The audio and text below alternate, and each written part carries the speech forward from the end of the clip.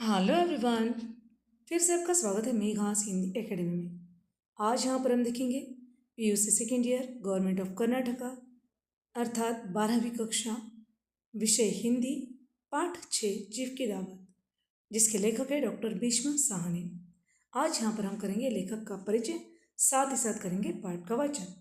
तो चलिए शुरू करेंगे आज का पाठ अर्थात पाठ 6 चीफ की दावत। भीष्म साहनी प्रगतिशील कहानीकार हैं। आपका जन्म 1915 ईस्वी सदी को रावलपिंडी में हुआ था। लाहौर से अंग्रेजी में एमए करने के पश्चात आपने पंजाब विश्वविद्यालय से पीएचडी की उपाधि प्राप्त की। आप दिल्ली कॉलेज में अंग्रेजी के वरिष्ठ प्रवक्ता के पद पर कार्यरत रहे। आपकी विचार दृष्टि राष्ट्रीय एवं समाजपरक थी। मध्यम वर्गीय परिवारों की समस्याओं और विसंगतियों को आपने प्रभावशाली ढंग से चित्रित किया है। यांत्रिक जीवन के तनाव, व्यक्ति की स्वार्थ भावना, विभाजन की पीड़ा, राजनीतिक जीवन, भ्रष्टाचार आदि आपकी कहानियों के विषय बने और इनके विश्लेषण के द्वारा भीष्म साहनी ने सामाजिक बदलाव एवं मानव स्वभाव में परिवर्तन लाने का प्रयत्न किया। आपकी मृत्यु 11 जुलाई 2003 ईस्वी सदी को हुई। आपकी प्रसिद्ध रचनाओं में बासंती और तमस बहुचर्चित उपन्यास है। पहला पाठ भाग्य रेखा, मेरी प्रिय कहानियाँ आदि कहानी संकलन है। तमस को साहित्य अकादमी द्वारा 1975 में पुरस्कृत किया गया। प्रस्तुत कहानी में वृद्धों की समस्याएं, समाज का दिखावापन तथा मनुष्य की उधेड़बुन वर्णित है।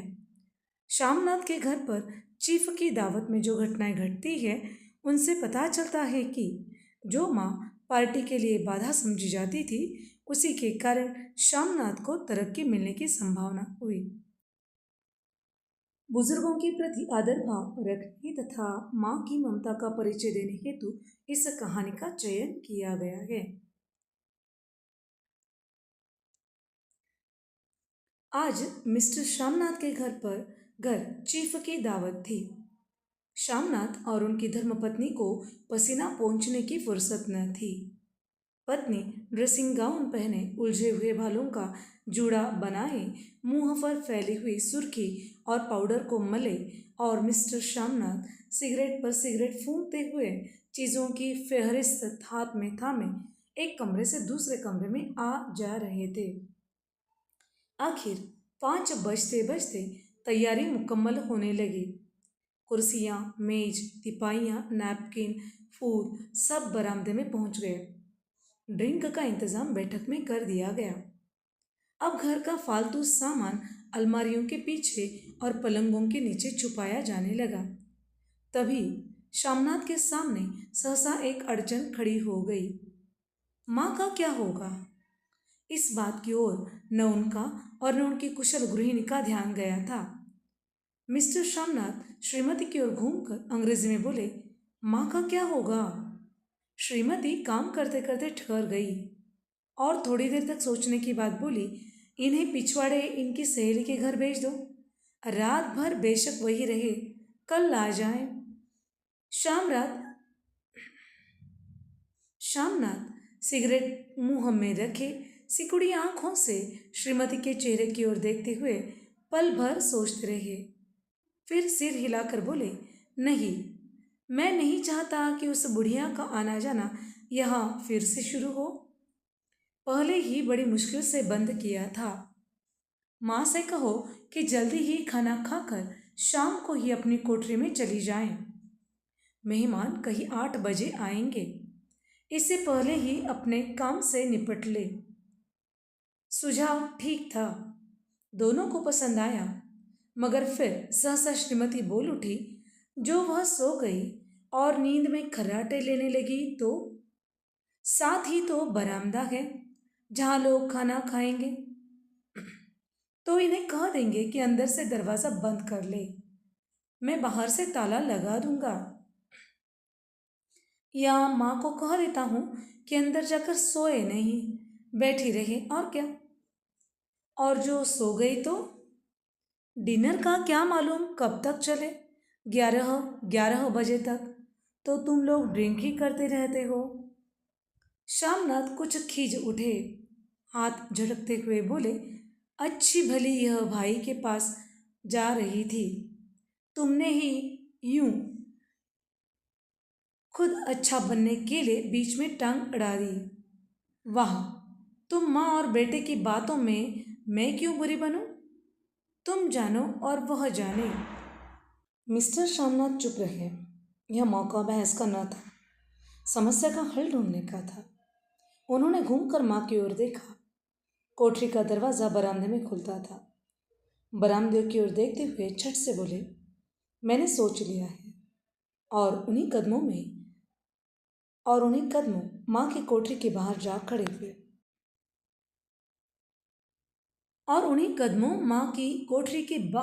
खड़े हुए। माँ दीवार के साथ एक चौकी पर बैठी, दुपट्टे में मुंह और सिर लपेटे माला जप रही थी। सुबह से तैयारी होती देखते हुए माँ का भी दिल धड़क रहा था।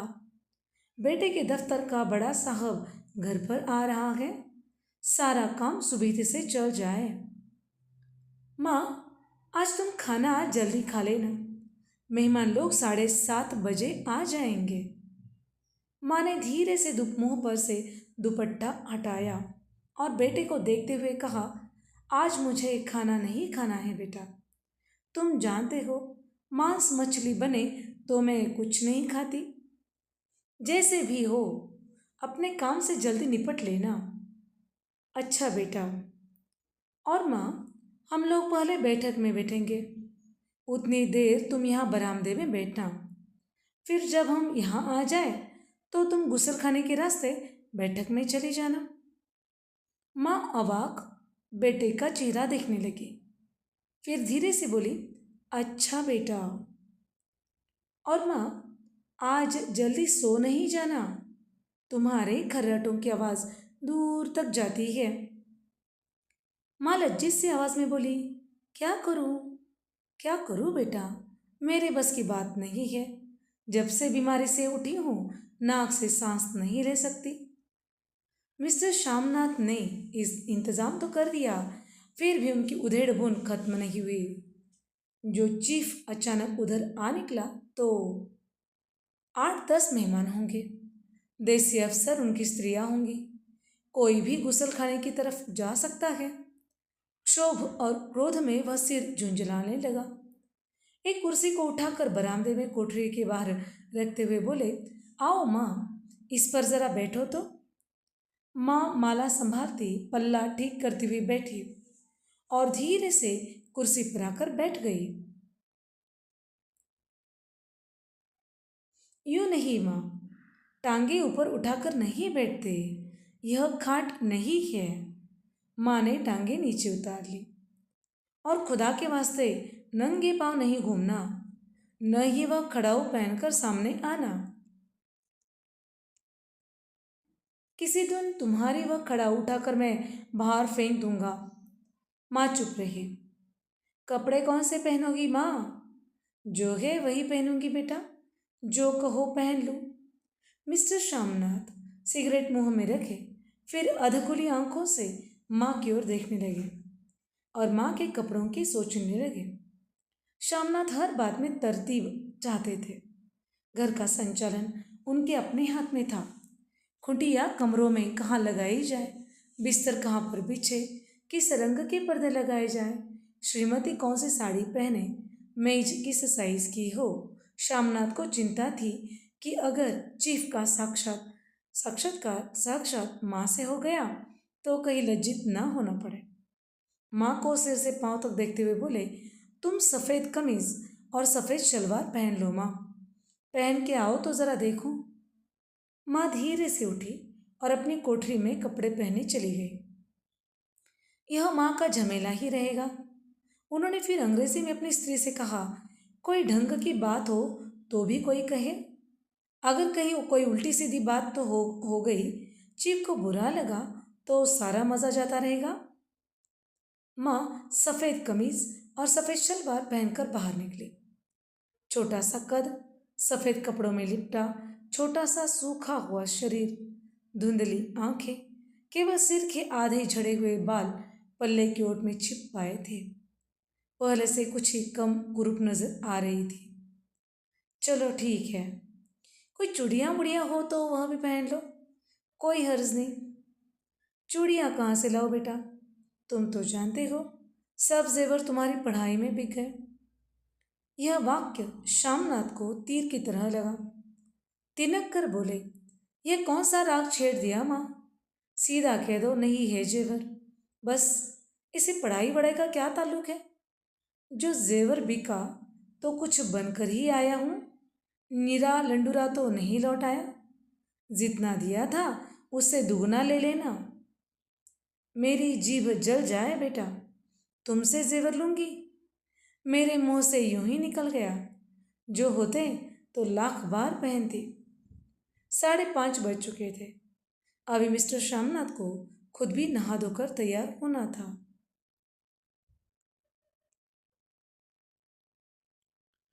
श्रीमती कब के अपने कमरे में जा चुकी थी। श्यामनाथ जाते हुए एक बार फिर माँ को हिमायत करते गए। माँ, रोज की तरह गुमसुम बनकर नहीं बैठी रहना। अगर साहब इधर आ निकले और कोई बात पूछे तो ठीक तरह से बात का जवाब देना। मैं न पढ़ी न लिखी बेटा, मैं क्या बात करूँगी? तुम कह देना माँ अनपढ़ है, कुछ जानती समझती नहीं, वह नहीं पूछेगा। 7 बजते बजते माँ का दिल धक धक करने लगा। अगर चीफ सामने आ गया और उसने कुछ पूछा तो वह क्या जवाब देगी? अंग्रेज को तो दूर से ही देखकर वह घबरा उठती थी। यह तो अमरीकी है, न मालूम क्या पूछे। मैं क्या कहूँगी? माँ का जी चाहा कि चुपचाप पिछवाड़े विधवा सहेली के घर चली जाए, मगर बेटे के हुक्म को कैसे टाल सकती थी? चुपचाप कुर्सी पर से टांगे लटकाए वही बैठी रही। एक कामयाब पार्टी वह है जिसमें ड्रिंक कामयाबी से चल जाए। श्यामनाथ की पार्टी सफलता के शिखर चूमने लगी। वार्तालाप उसी राव में बह रहा था जिस राव में गिलास भरे जा रहे थे। कहीं कोई रुकावट न थी, कोई अड़चन न थी। साहब को विस्की पसंद आई थी, मेम साहब को पर्दे पसंद आए थे, सोफ़ा कवर का डिज़ाइन पसंद आया था, कमरे की सजावट पसंद आई थी। इससे बढ़कर क्या चाहिए? साहब तो ड्रिंक के दूसरे दौर में ही चुटकुले और कहानियाँ कहने लग गए थे। दफ्तर में जितना रौब रखते थे यहाँ पर उतने ही दोस्त परवर हो रहे थे। और उनकी स्त्री काला गाउन पहने, गले में सफ़ेद मोतियों का हार, सेंट और पाउडर की महक से ओतप्रोत कमरे में बैठी सभी देसी स्त्रियों की आराधना का केंद्र बनी हुई थी। बात बात पर हंसती, बात बात पर सिर हिलाती। और श्यामनाथ की स्त्री तो और श्यामनाथ की स्त्री तो ऐसे बातें कर रही थी जैसे उनकी पुरानी सहेली हो। और इसी राव में पीते पिलाते 10:30 बज गए। वक्त गुजरता पता ही न चला। आखिर सब लोग अपने अपने गिलासों में से आखिरी घूंट पीकर खाना खाने के लिए उठे और बैठक से बाहर निकले। आगे आगे श्यामनाथ रास्ता दिखाते हुए, पीछे चीफ और उनके और दूसरे मेहमान। बरामदे में पहुंचते ही श्यामनाथ सहसा ठिठक गए। जो दृश्य उन्होंने देखा उससे उनकी टांगें लड़खड़ा गई और क्षण भर में सारा नशा हिरन होने लगा। बरामदे में एन कोठरी के बाहर माँ अपनी कुर्सी पर ज्यों की त्यों बैठी थी, मगर दोनों पांव कुर्सी की सीट पर रखे हुए और सिर दाएं से बाएं और बाएं से दाएं झूल रहा था और मुंह में से लगातार गहरे खर्राटों की आवाज़ें आ रही थी। जब सिर कुछ देर के लिए टेढ़ा होकर एक तरफ को थम जाता तो खर्राटे और भी गहरे हो उठते और फिर जब झटके से नींद टूटती तो सिर फिर दाएं से बाएं झूलने लगता। पल्ला सिर पर से खिसक आया था और माँ के झड़े हुए बाल आधे गंजे स्थिर सिर पर अस्त व्यस्त बिखर रहे थे। देखते ही श्यामनाथ हो उठे। जी चाहा कि माँ को धक्का देकर उठा दे और उन्हें कोठरी में ढकेल दे, मगर ऐसा करना संभव न था। चीफ और बाकी मेहमान पास खड़े थे। माँ को देखते ही एक देसी अफसरों की कुछ स्त्रियां हंस दी। इतने में चीफ ने धीरे से कहा, "ओ डियर।" माँ हड़बड़ाकर उठ बैठी। सामने खड़े इतने लोगों को देखकर ऐसी घबराई कि कुछ कहते न बना। झट से पल्ला सिर पर रखती हुई खड़ी हो गई और ज़मीन को देखने लगे। उनके पांव लड़खड़ाने लगे और हाथों की अंगुलियां थर थर कांपने लगी। माँ, तुम जाकर सो जाओ। तुम क्यों इतनी देर तक जाग रही थी? और खिसियाई हुई नजरों से श्यामनाथ चीफ के मुंह की ओर देखने लगे। चीफ के चेहरे पर मुस्कुराहट थी। वह वही खड़े खड़े बोले, नमस्ते। माँ ने झिझकते हुए अपने में सिमटते हुए दोनों हाथ जोड़े, मगर एक हाथ दुपट्टे के अंदर माला को पकड़े हुए था, दूसरा बाहर। ठीक तरह से नमस्ते भी न कर पाई। श्यामनाथ इस पर भी खिन्न हो उठे। इतने में चीफ ने अपना दायां हाथ मिलाने के लिए माँ के आगे किया। माँ और भी घबरा उठी। माँ, हाथ मिलाओ। पर हाथ कैसे मिलाती? दाएं हाथ में तो माला थी। घबराहट में माँ ने बायां हाथ ही साहब के दाएं हाथ में रख दिया। श्यामनाथ दिल ही दिल में जल उठे। देसी अफसरों की स्त्रियां खिलखिलाकर हंस पड़ी। यूं नहीं माँ, तुम तो जानती हो दायां हाथ मिलाया जाता है, दायां हाथ मिलाओ। मगर तब तक चीफ माँ का बायां हाथ ही बार बार हिलाकर कह रहे थे, how do you do, how do you do. कहो माँ, मैं ठीक हूँ, खैरियत से हूँ। माँ कुछ बड़बड़ाई। माँ कहती है ठीक हूँ। कहो माँ, हाउ डू यू डू। माँ धीरे से सकुचाते हुए बोली, how do you do, how do do. एक बार फिर कह उठा। वातावरण हल्का होने लगा। साहब ने स्थिति संभाल ली थी। लोग हंसने चहकने लगे थे। श्यामनाथ के मन का क्षोभ भी कुछ कुछ कम होने लगा था। साहब अपने हाथ में माँ का हाथ अभी पकड़े हुए थे और माँ सिकुड़ी जा रही थी। साहब के मुंह से शराब की बू आ रही थी। श्यामनाथ अंग्रेजी में बोले, मेरी माँ गांव की रहने वाली है, उम्र भर गांव में रही है, इसलिए आपसे लजाती है। साहब इस पर खुश नजर आए। बोले, सच, मुझे गांव के लोग बहुत पसंद है। तब तो तुम्हारी माँ गांव के गीत और नाच भी जानती होगी। चीफ खुशी से सिर हिलाते हुए माँ को टकटकी बांधे देखने लगे। माँ, साहब कहते हैं कोई गाना सुनाओ, कोई पुराना गीत। तुम्हें तो कितने ही याद होंगे। माँ धीरे से बोली, मैं क्या गाऊंगी बेटा, मैंने कब गाया है। वाह माँ, मेहमान का कहा भी कोई टालता है। साहब ने इतने शौक से कहा है, नहीं गाओगी तो साहब बुरा मानेंगे। मैं क्या गाऊं बेटा, मुझे क्या आता है। वाह, कोई बढ़िया टप्पे सुना दो, दो पत्थर अनारा दे। देसी अफसर और उनकी स्त्रियों ने इस सुझाव पर तालियां पीटी। माँ कभी दीन दृष्टि से बेटे के चेहरे को देखती, कभी पास खड़ी बहू के चेहरे को। इतने में बेटे ने गंभीर आदेश भरे लहजे में कहा, माँ। इसके बाद हाँ या ना का सवाल ही न उठता था। माँ बैठ गई और क्षीण दुर्बल लरजती आवाज में एक पुराना विवाह का गीत गाने लगी। हरियाणी माय हरियाणी बहने, हरियाणी ते भागी भरिया हूँ। देसी स्त्रियां खिलखिलाकर हंस उठी। 3 पंक्तियां गाकर माँ चुप हो गई। बरामदा तालियों से गूंज उठा। साहब तालियां पीटना बंद ही नहीं करते थे। श्यामनाथ की खींच प्रसन्नता और गर्व में बदल उठी थी। माँ ने पार्टी में नया रंग भर दिया था। तालियां थमने पर साहब बोले, पंजाब के गांवों की दस्तकारी क्या है। श्यामनाथ खुशी में झूम रहे थे। बोले, ओह, बहुत कुछ साहब। मैं आपको एक सेट उन चीज़ों की भेंट करूंगा, आप उन्हें देखकर खुश होंगे। मगर साहब ने सिर हिलाकर अंग्रेजी में फिर पूछा, नहीं, मैं दुकानों की चीज़ नहीं मांगता। पंजाबियों के घरों में क्या बनता है, औरतें खुद क्या बनाती है। श्यामनाथ कुछ सोचते हुए बोले, लड़कियां गुड़िया बनाती है, औरतें फुलकारियां बनाती है। फुलकारी क्या? श्यामनाथ फुलकारी का मतलब समझाने की असफल चेष्टा करने के बाद माँ से बोले, क्यों माँ, कोई पुरानी फुलकारी घर में है? माँ चुपचाप अंदर गई और अपनी फुलकारी उठा लाई। साहब बड़ी रुचि से फुलकारी देखने लगे। पुरानी फुलकारी थी, जगह जगह से उसके तागे टूट रहे थे और कपड़ा फटने लगा था।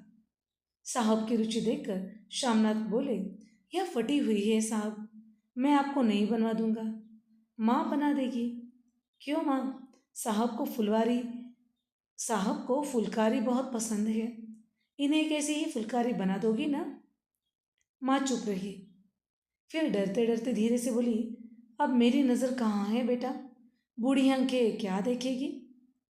मगर माँ का वाक्य बीच में ही तोड़ते हुए श्यामनाथ साहब से बोले, वह जरूर बना देगी, आप उसे देखकर खुश होंगे।